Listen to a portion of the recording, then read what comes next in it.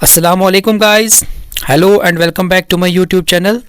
तो इस वीडियो में हम बात करेंगे क्लास 10th जियोग्राफी के चैप्टर फर्स्ट की, जिसका नाम है resources and Subscribe to my channel and also press this bell तो चलिए icon. गाइस, आज के इस वीडियो को हम स्टार्ट करते हैं।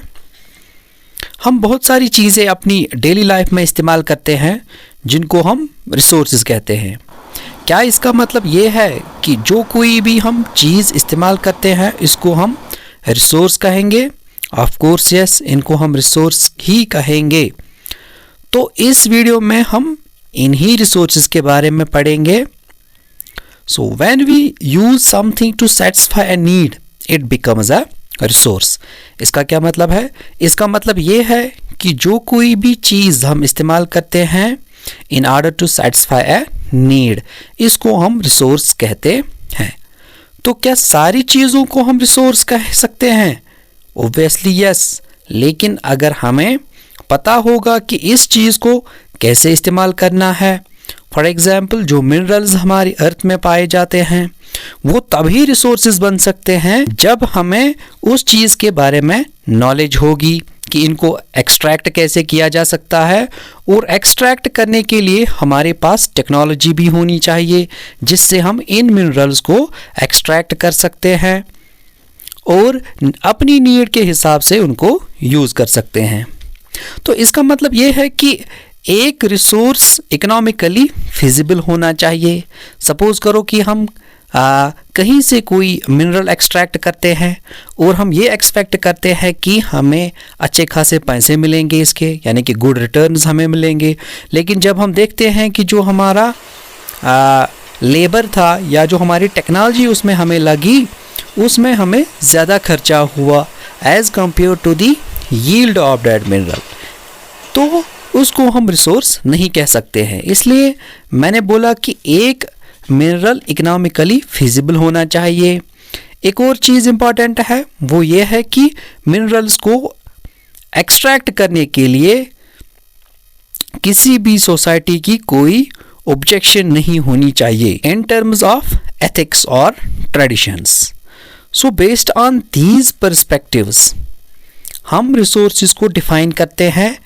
Everything available in our environment which can be used to satisfy our needs provided it is technologically accessible, यानी कि जो हमारी प्रेजेंट लेवल ऑफ टेक्नोलॉजी है उस टेक्नोलॉजी से हम इन रिसोर्सेज को अगर निकाल सकते हैं तभी हम इनको रिसोर्स कह सकते हैं।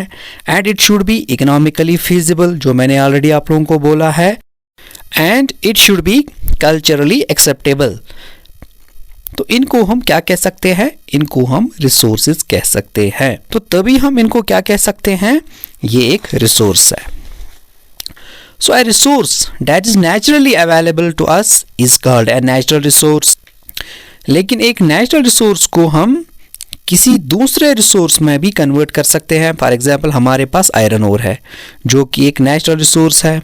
तो आयरन ओर को एक्सट्रैक्ट करने के बाद मिक्स किया जाता है लाइमस्टोन एंड कोक के साथ और इसको हीट दी जाती है इन अ ब्लास्ट फर्नेस।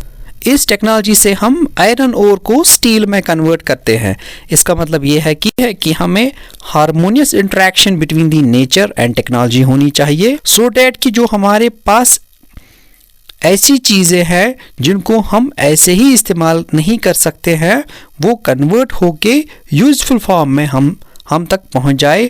लेकिन नेचर एंड टेक्नोलॉजी तब ही अच्छी तरह से काम कर सकते हैं जब एक और चीज़ इनके साथ ना मिले, और वो क्या है? वो है institutions.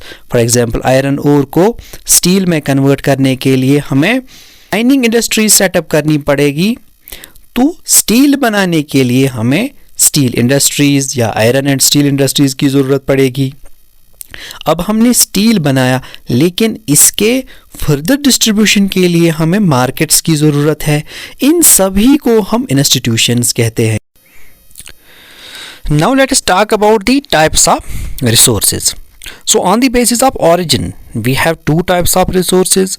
One is called the biotic and another is called the abiotic resources. Now what are biotic resources? In resources को हम बायोस्फीयर से हासिल करते हैं।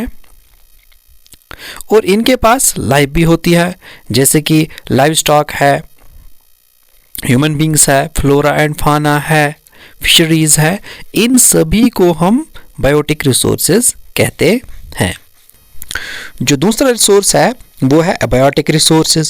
सो एबायोटिक रिसोर्स वो रिसोर्स होते हैं जो नॉन लिविंग रिसोर्सेज होते हैं, जैसे कि फॉर एग्जांपल रॉक्स है, मेटल्स हैं, मिनरल्स है।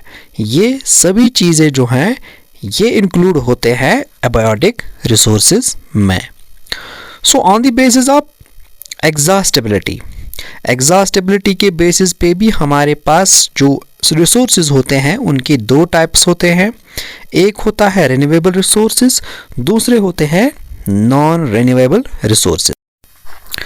रिन्यूएबल रिसोर्सेज वो रिसोर्सेज हैं जो मैकेनिकल प्रोसेसेस से या फिजिकल या केमिकल प्रोसेसेस से रिन्यू किए जा सकते हैं। इनको हम रिन्यूएबल रिसोर्सेज कहते हैं। जैसे आप लोगों को पता है कि रिन्यू का मतलब होता है फिर से बनना या बनाना। फॉर एग्जांपल जो सोलर एनर्जी है ये भी रिन्यू होती है, विंड एनर्जी वो भी रिन्यू होती है, या जो हमारे पास वाटर है, फॉरेस्ट है या वाइल्ड लाइफ है, ये सभी जो चीज़ें हैं इनको हम रिन्यू कर सकते हैं। डेट्स वाई हम इनको क्या कहते हैं, renewable resources. Now we have another set of resources that is called the non-renewable resources. So non-renewable resources वो resources होते हैं जिनको बनने में बहुत ज़्यादा टाइम लगता है, जैसे कि जो मिनरल्स होते हैं, फॉसिल फ्यूल्स होते हैं, जैसे कि कोल होती है, उनको बनने में मिलियंस या थाउजेंड्स ऑफ ईयर्स लगते हैं। अगर इन रिसोर्सेज को हम कंटिन्यूसली यूज़ करते रहेंगे तो एक वक्त ऐसा आएगा कि हमारे पास कोई भी रिसोर्स अवेलेबल नहीं होगा। सो इसलिए हमें क्या करना है, हमें ये जो नॉन रिन्यूएबल रिसोर्सेज होते हैं इनको हमें जुडिशियसली यूज़ करना चाहिए। तो इस वीडियो में फ़िलहाल इतना ही। आपसे फिर मुलाकात होगी इसी लेसन के पार्ट 2 में। तब तक के लिए अल्लाह हाफिज़। Subscribe now and press the bell icon. Never miss an update. Subscribe now and press the bell icon. Never miss an update.